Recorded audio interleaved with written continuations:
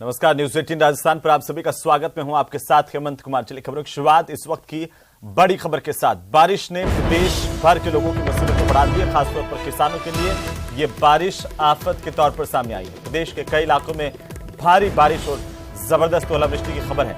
उदयपुर, चित्तौड़गढ़ समेत कई इलाकों में फसलों को काफी नुकसान पहुंचा है। वहीं कृषि मंत्री लालचंद कटारिया ने किसानों के नुकसान को लेकर के गंभीरता दिखाई। कृषि विभाग के अधिकारियों को सख्त निर्देश जारी किए हैं। जानकारी के मुताबिक कृषि मंत्री ने सभी इलाकों में फसल खराबे का आकलन करने के निर्देश अधिकारियों को दिए हैं। राज्य सरकार किसानों के नुकसान की भरपाई की हर संभव कोशिश कर रही है। कृषि मंत्री ने इस मामले में विभाग के वरिष्ठ अधिकारियों को दिशा निर्देश जारी करते हुए कहा कि तुरंत गिरदावरी की जाए। सभी प्रभावित इलाकों के जनप्रतिनिधियों से भी मंत्री लालचंद कटारिया सीधे संपर्क कर रहे हैं।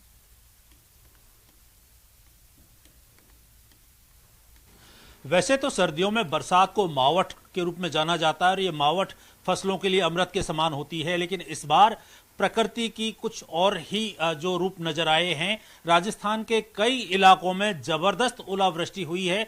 कृषि मंत्री लालचंद कटारिया लगातार पूरे मामले को मॉनिटरिंग कर रहे हैं। हम उनसे बात करते हैं कि राजस्थान में जिस तरीके से जो बारिश और ओलावृष्टि हुई है, क्या स्थिति प्रदेश में नजर आ रही है?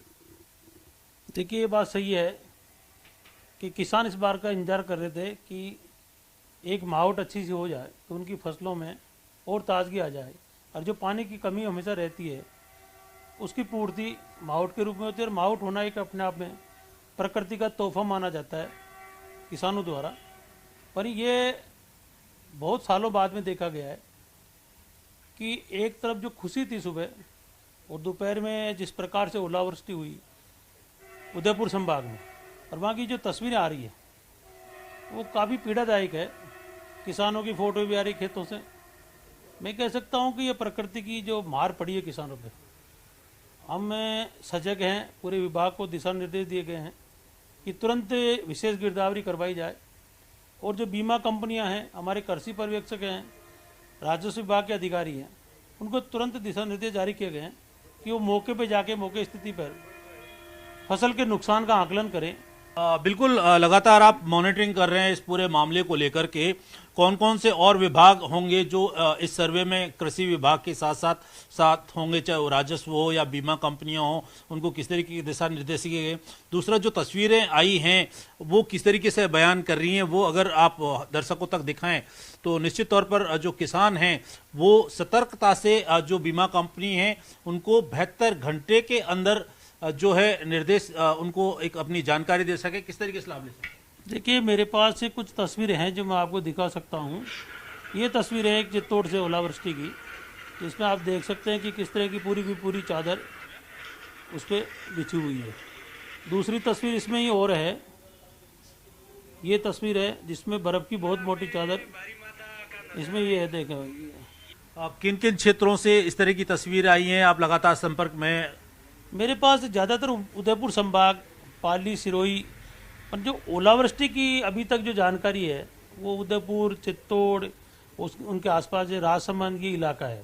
पाली और सिरोही में जो सूचना अभी तक वो है कि वहाँ जो प्रेशर बना, हवा से फसलें गिरी है और उसमें भी काफी नुकसान हुआ है। खुद कृषि मंत्री लालचंद कटारिया इस पूरे मामले की मॉनिटरिंग कर रहे हैं और जो कृषि विभाग के साथ साथ राजस्व और बीमा कंपनियों के जो अधिकारी हैं उनको त्वरित आकलन कर सर्वे रिपोर्ट पेश करने के निर्देश दिए गए हैं। सरकार 7 दिन में ये रिपोर्ट मांगी है, चूंकि पहले भी मुख्यमंत्री जो है त्वरित सर्वे के जो निर्देश शीतलहर से नुकसान के दे चुके हैं। तो सरकार किसानों को जो नुकसान हुआ है, फसलों में जो नुकसान हुआ है, उसको लेकर गंभीर है और किस तरीके से किसानों को त्वरित राहत पहुंचा सके इस दिशा में लगातार प्रयास कर रही है। कैमरा पर्सन भवानी सिंह के साथ राकेश शर्मा, न्यूज 18 राजस्थान, जयपुर। प्रदेश में पश्चिमी विक्षोभ की वजह से हो रही बारिश से फसलों को काफी नुकसान पहुंचा और शीतलहर के बाद अब बेमौसम बरसात से फसलों को हुए नुकसान के बाद कृषि विभाग सतर्क है। कृषि विभाग ने कहा है कि नुकसान की भरपाई के लिए बीमित काश्तकारों को 72 घंटे के भीतर संबंधित जिले में कार्यरत बीमा कंपनी को सूचना देना जरूरी होगा। कृषि आयुक्त कानाराम ने बताया है कि इसकी सूचना बीमा कंपनी के टोल फ्री नंबर या फिर क्रॉप इंश्योरेंस ऐप के माध्यम से दी जा सकती है।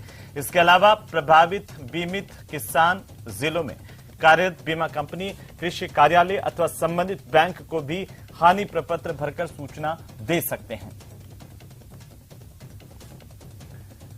तो वहीं झुंझुनू में आग के तांडव की खबर है। आपको बता दें कि खेतड़ी नगर ट्रांसफार्मर में आग लगी है, जहां पर शॉर्ट सर्किट की वजह से आग लगी। ट्रांसफार्मर में आग की सूचना के बाद बिजली सप्लाई को बंद किया गया। नगर पालिका की दमकल मौके पर पहुंची, आग पर काबू पा लिया गया है। तस्वीरें उस दौरान की जब ये भीषण आग लगी, देखते ही देखते पूरा ट्रांसफार्मर जल उठा। खेतड़ी नगर के आजाद मार्केट के पास की घटना, जिसकी तस्वीरें आपकी टीवी स्क्रीन पर। बहरहाल इस आग पर काबू पा लिया गया।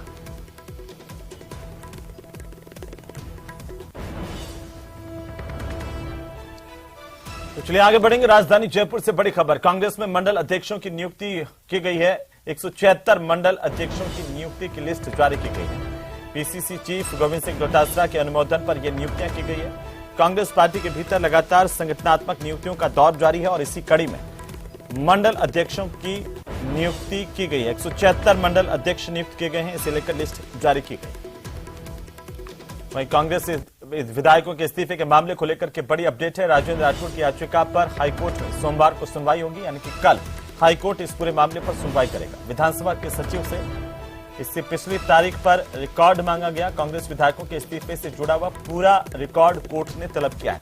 विधायकों के इस्तीफे स्वीकार करने के संबंध में नियमावली की भी मांग की गई है। सोमवार यानी कि कल सरकार की तरफ से महाधिवक्ता जवाब पेश कर सकते हैं। राजेंद्र राठौड़ ने संवैधानिक मूल्यों के हनन के गंभीर आरोप लगाए हैं। उपनेता प्रतिपक्ष राजेंद्र राठौड़ की याचिका पर कल कोर्ट में सुनवाई होनी है। तो वहीं प्रदेश विधानसभा का बजट सत्र 23 जनवरी से शुरू हुआ था। 2 दिन की बैठक होने के बाद फिर से कल से विधानसभा की शुरुआत बैठकों की होने जा रही है।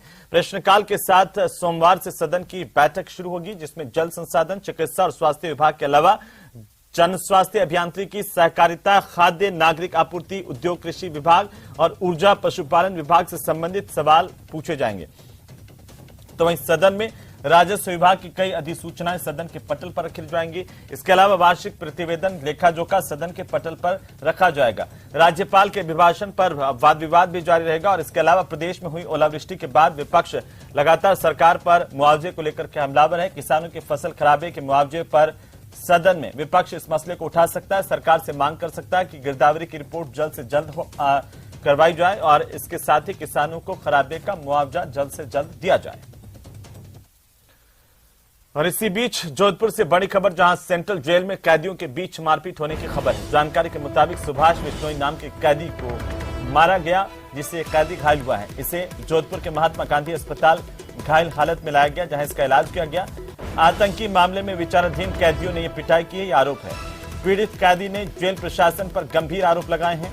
उसका कहना है कि कई बार जेल प्रशासन से शिकायत की गई और शिकायत के बाद भी उसका वार्ड नहीं बदला गया। जानकारी के अनुसार ये गंभीर अपराध में विचाराधीन कैदी, जिन्होंने इसको जबरन इस्लाम कबूल करवाने की शर्त रखी और इसके साथ मारपीट की है, इस तरह से पीड़ित ने कहा है। जेल में मतलब एटीएस वालों ने मारा। एटीएस वाले जो आतंक के मामले में जो है, हाँ, कितने लोग थे? वो 6 बंदे थे। 6 बंदे थे, आप अकेले थे क्या? क्या बात हुई? मतलब आज मैं 15 नंबर वार्ड में रहता हूँ, मतलब 15 नंबर सुरक्षा वार्ड में। तो फिर मतलब क्या हुआ कि उन लोगों ने वो मेरे से मतलब इस्लाम ग्रहण करवाना चाहते थे। अच्छा। मुझे मेरे ऊपर मतलब मानसिक प्रेशर डाल रहे थे कि भाई मैं उनके कहे मुताबिक मतलब इस्लाम धर्म कबूल आपके साथ रहते थे क्या वार्ड में वो? हाँ, 15 नंबर सुरक्षा वार्ड में साथ में रहते थे। तो आपको कहते हैं सब लोगों को कहते हैं बात इस्लाम धर्म? ये बातें मतलब वो सबको कहते हैं और हिंदू धर्म के विरोधी मतलब जो बुकें हैं, अच्छा। वो उनको बाहर से कहीं से मंगवाई हुई है। वो मतलब सबको पढ़ने के लिए देते हैं कि भाई आप ये किताबें पढ़ो और मतलब हिंदू धर्म जो है वो आप ग्रहण करो। तो वहीं बीकानेर में अपराधियों में पुलिस का खौफ खत्म होता नजर आ रहा है। शहर के सदर थाना इलाके में दिन दहाड़े एक ज्वेलर्स की दुकान पर 2 लुटेरों ने लूट की वारदात को अंजाम दिया और फरार हो गए। दरअसल नई गजने रोड पर बनी हीरा ज्वेलर्स की दुकान में दोपहर को 2:30 बजे 2 युवक घुसे और दुकानदार से अंगूठी देखने लगे। एक युवक ने अपने हाथ में सोने की अंगूठी पहन ली और ज्वेलर्स की आंखों में मिर्ची पाउडर डाल दिया और सोने की अंगूठी लूट ली। दुकानदार ने दोनों लुटेरों का जमकर मुकाबला किया, लेकिन बदमाश यहां से भागने में कामयाब हो गए। पुलिस ने मौके पर पहुंचकर मौका मुआयना किया है। सीसीटीवी फुटेज के आधार पर लुटेरों की तलाश जारी है।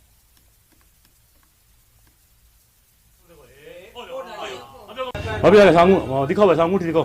मैंने अंगूठी निकाली, एक दिखाई, उसने हाथ पेन के चांदी अंगूठी हाथ में थे वो निकाली, वो पहनते ही सर मेरे मिर्च डाल दी मेरे ऊपर, लाल मिर्च डाल के वो अंगूठी, मैं सर संघर्ष किया, मैंने कूदा, पकड़ा उसको, बाहर तक फुटेज सारा आया है, फिर वो भाग गया। तो वहीं झुंझुनू की पिलानी के पिपली गांव में हरियाणा से आए बदमाशों ने पिस्टल की नोक पर लूट की वारदात को अंजाम दिया। बिना नंबर की कार में सवार होकर आए बदमाशों ने फैक्ट्री मालिक और स्टाफ को पिस्टल दिखाई। 8,23,000 रुपए लूटने के बाद कार सवार होकर के लोहारू की तरफ ये बदमाश भाग छूटे। ये वारदात फैक्ट्री में लगे सीसीटीवी कैमरे में कैद हुई है। सीसीटीवी फुटेज में बदमाश हवा में पिस्टल लहराते हुए दिखाई दे रहे हैं। कपास फैक्ट्री मालिक अनूप कुमार ने बताया कि वो अपने एक अन्य साथी के साथ फैक्ट्री के गेट के ऊपर बैठा हुआ था, तभी हरियाणा की ओर से एक गाड़ी आई। गाड़ी में से 2 युवक नीचे उतरे, जिनमें से एक के हाथ में कुल्हाड़ी और दूसरे के हाथ में पिस्टल थी। और जो ऑफिस का स्टाफ था उसको सारे को बाहर निकाल दिया। बाहर निकालने के बाद हमने उसका विरोध करना चाहा, लेकिन उन लोगों ने दूसरी पिस्टल और निकाल ली और उस पिस्टल पे मेरे को, मूलचंद जी को, मेरे को, कैशियर को और अकाउंट्स वाले को, एक बंदा और था हमारा, 5 को लाइन में खड़ा करा करके उन लोगों ने जो मेरे कैश पड़ा था 8-10 लाख रुपए के अबाउट, कैशियर साहब बता रहे हैं 8,23,000 के आसपास था, वो सारा कैश ले जाके अपनी गाड़ी में रख लेते हैं। और हमने जब उनका पीछा करना चाहा तो वो बड़ी स्पीड से लोहारू की तरफ हरियाणा बॉर्डर में घुस गए। तो वहीं टोंक के निवाई में पुलिस की बर्बरता का एक वीडियो सामने आया है जो वायरल हो रहा है। वीडियो में पुलिस एक शख्स को पीट कर घसीटते हुए जीप में डालते हुए दिखाई दे रही है। वहीं पुलिसकर्मी गंदी गालियां दे रहे हैं। इस वीडियो में दिखाई दे रहे दत्तवास थानाधिकारी और पुलिसकर्मी है। दरअसल ललवाड़ी में हथकड़ी शराब की सूचना पर पुलिस शराब तस्करों के खिलाफ कार्रवाई करने के लिए पहुंची थी, लेकिन विरोध होने पर पुलिस ने डंडे का जोर दिखाया। आखिर बड़ा सवाल है कि बिना तैयारी और बिना जाब्ते के साथ पुलिस कार्रवाई करने क्यों गई। वीडियो सामने आने के बाद एसपी ने दत्तवास थानाधिकारी को नाहर सिंह को लाइन हाजिर किया है। एक के बाद एक लगातार कई राउंड फायरिंग और शनिवार की रात गोलियों की तड़तड़ाहट ने गुलाबी नगरी की नींद उड़ा दी। रिपोर्ट देखिए।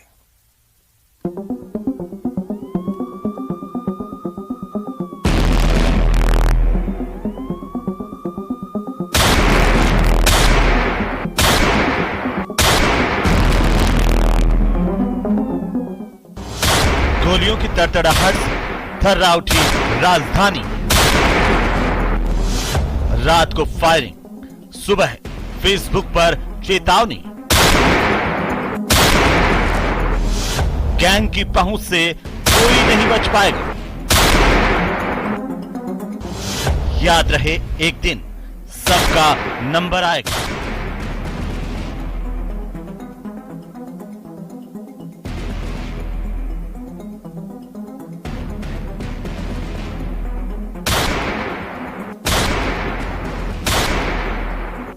धाए धाए की दिल दहला देने वाली आवाज ने नींद के आगोश में चैन के खराटे पर रही गुलाबी नगरी को बेचैन कर दिया। एक तो नहीं बल्कि 19 फायरिंग की आवाज सुनकर सबके दिल धाड़ धाड़ करने लगे।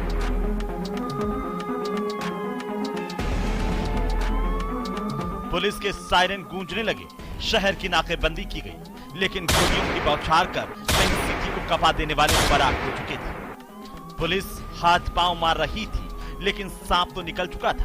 लकीर पीटने से कुछ नहीं हासिल होने वाला था।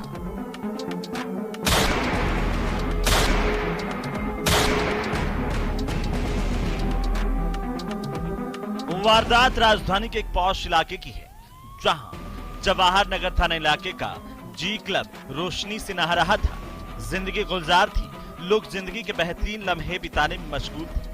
जैसे ही रात के 12 बजे एक बाइक पर सवार 3 बदमाश नमूदार हुए और फिर वो हुआ जो इससे पहले जयपुर में नहीं हुआ था।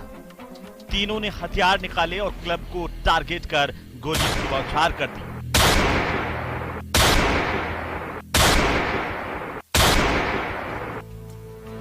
धाएं धाएं धाएं। लोग अभी कुछ समझ पाते तब तक बदमाश 19 राउंड फायर कर चुके थे। न सिर्फ फायरिंग कर चुके थे बल्कि आराम से फरार भी हो चुके थे।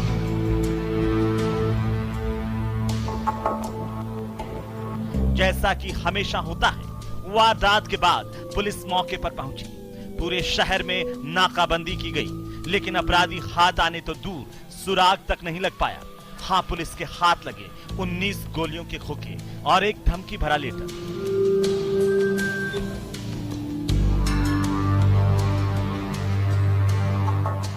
अब पुलिस इसे रंगदारी वसूली से जुड़ा मामला बता रही है और सीसीटीवी में कैद वारदात से सुराग ढूंढ रही है। पुलिस अपराधियों की तलाश में जुटी है। वहीं अपराधियों का दुस्साहस देखिए कि सोशल मीडिया पर पोस्ट कर न सिर्फ हमले की जिम्मेदारी ली बल्कि चेतावनी भी दे डाली। रविवार की सुबह ऋतिक बॉक्सर नाम के अपराधी ने अपने सोशल मीडिया पेज पर लिख डाला, राम राम जयपुर, ये जी क्लब जयपुर पर जो फायरिंग हुई है ये मैंने ऋतिक बॉक्सर, अनमोल बिश्नोई, लॉरेंस बिश्नोई गैंग ने करवाई है। याद रहे सबका नंबर आएगा। ये जो पीछे की तरफ यदि मैं आपको दिखाऊंगा तो बदमाश अंदर तो नहीं घुस पाए, लेकिन उन्होंने जो फायरिंग की करीब 19 राउंड जो फायरिंग की, उसके बाद एंट्री गेट के जो कांच है वो यहाँ पर टूटे हुए बिखरे हुए आपको नजर आ रहे हैं। और यहीं पर जो गार्ड थे वे भी, चूंकि उनके पर भी जब फायरिंग की गई तो वे वहां से भाग निकले। तो फिलहाल अब जो है ये जो कांच जो एंट्री गेट पर लगे हुए थे ये टूट के बिखर गए थे, उनको यहाँ पर साफ किया जा रहा है। फिलहाल इस पूरे मामले में कोई कुछ बोलने को तैयार नहीं है, लेकिन जी क्लब के जो संचालक हैं, मालिक हैं, उनकी ओर से जवाहर साइकिल थाने में मुकदमा दर्ज करवाया गया है और पूरा मामला जो है पुलिस की नजर में है और पुलिस इस पूरे मामले की तहकीकात कर रही है।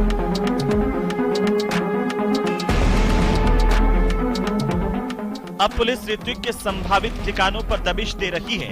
हालांकि अभी तक किसी की गिरफ्तारी नहीं हुई है। इसके साथ ही पुलिस ऋतिक बॉक्सर के नाम से जारी पोस्ट की पड़ताल कर रही है।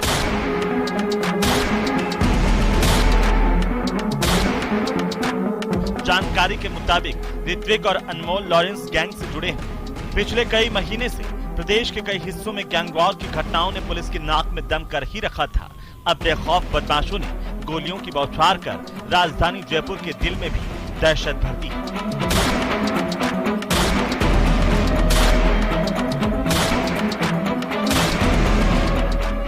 न्यूज़ 18 राजस्थान के लिए जयपुर से विष्णु शर्मा की रिपोर्ट।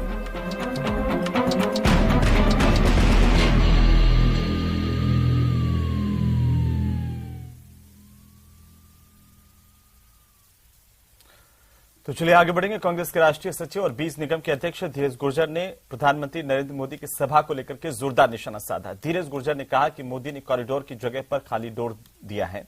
गुर्जर समाज को इस यात्रा से बहुत आशा थी, लेकिन वो सब धूमिल हो गई। उनसे तो हमारे समाज के शहीदों को नमन भी नहीं किया गया।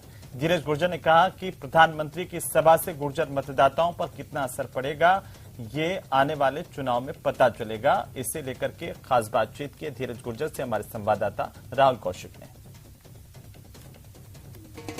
प्रधानमंत्री नरेंद्र मोदी का कल मालासेरी डोगरी तीर्थ स्थल पर दौरा था।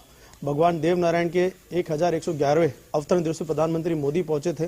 कई उम्मीदें थी। हमारे साथ राष्ट्रीय सचिव कांग्रेस के धीरज गुर्जर हैं, राज्य मंत्री भी हैं। आइए इनसे बात करते हैं। मोदी जी कल मालासेरी डोंगरी आए थे, गुर्जर समाज पूरा वहां पे था, भारी संख्या में लोग भी थे।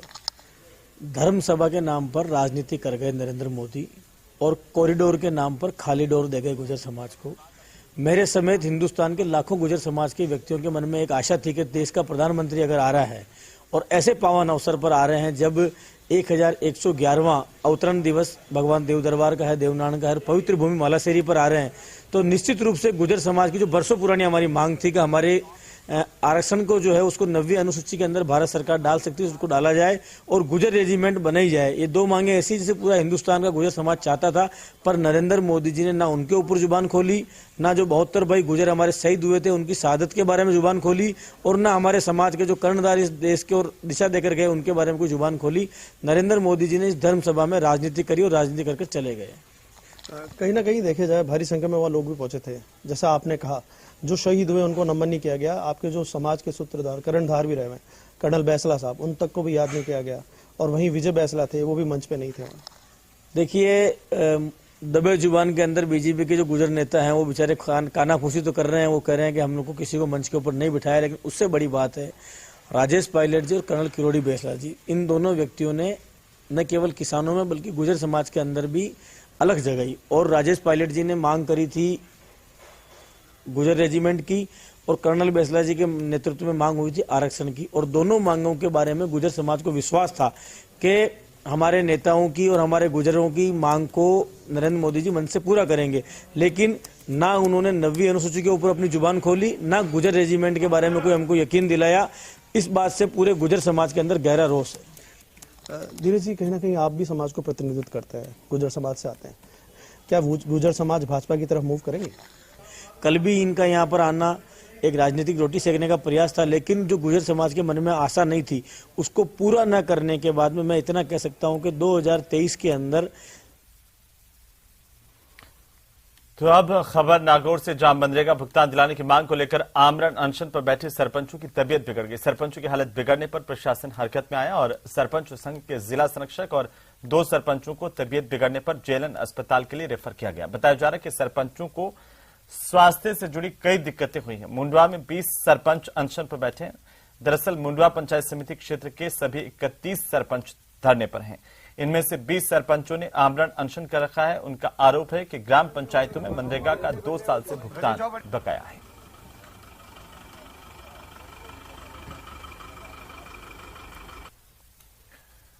तो वहीं प्रदेश में महिलाओं के खिलाफ बढ़ते अपराधों के बीच टोंक पुलिस फिर सवालों के घेरे में है। दरअसल 4 महीने पहले पीड़िता का अपहरण कर 25 दिनों तक दुष्कर्म किया गया, जिसमें पीड़िता ने 13 लोगों के खिलाफ सोप थाने में मुकदमा दर्ज करवाया था। लेकिन कार्रवाई नहीं होने पर 16 जनवरी को पीड़िता परिजनों के साथ धरने पर बैठ गई और 24 जनवरी को इसी परिवार से एक और लड़की का अपहरण दरिंदों ने कर लिया। लेकिन फिर से मामला दर्ज होने के बाद फिर कार्रवाई नहीं हुई। पीड़िता ने 2 दिन में कार्रवाई नहीं हुई तो 2 दिन बाद आत्महत्या करने की चेतावनी प्रशासन सरकार को दी है। पीड़िता का कहना है कि बार बार सोप थाना अधिकारी और यहां का पुलिस प्रशासन आरोपियों को बचा रहा है। उनके खिलाफ, दरिंदों के खिलाफ कार्रवाई करने के बजाय उल्टा पीड़िता को ही लगातार प्रताड़ित किया गया। पूरा परिवार नष्ट हो रहे थे। बरसात में सारी रात होगी, माँ की कोई कार्रवाई न हो रही। मन 14 दिन हो गए आज, फिर भी यार कोई अभी न देख रहे हो। ज्ञान खाओ से डिप्टी फानदारी यान खाओ से जांच चल रही है। कितना वही फिर ये बार कोई घटना होगी दूरी की, वो फंड कर ले वही ग्रुप ले ली फिर, और ये खरीदे 40 लाख रुपए में खरीदी जमान तो पूरी खेली। दिल्ली में 2 साल के अंतराल के बाद आखिरकार लाल किला में भारत पर्व का आयोजन किया जा रहा है। पर्व में देश के कई राज्यों के व्यंजन से लेकर के भारत की संस्कृति, कला की झलक देखने को मिल रही है। भारत पर्व में फूड फेस्टिवल, हस्तशिल्प मेला, लोक और आदिवासी नृत्य का प्रदर्शन, झांकियां भी यहां पर देखने को मिल रही है। आज राजस्थान दिवस के दौरान राजस्थानी कलाकारों ने सांस्कृतिक कार्यक्रमों की शानदार प्रस्तुतियां दी। राजस्थान के टूरिस्ट ऑफिसर मनोज शर्मा ने बताया कि खराब मौसम और बारिश होने की वजह से पूरे 1.25 घंटे तक सांस्कृतिक कार्यक्रम का आयोजन नहीं हो पाया, लेकिन राजस्थानी कलाकारों ने चरी नृत्य, घूमर और कालबेलिया नृत्य की प्रस्तुतियां देकर आगंतुकों का मन मोह लिया।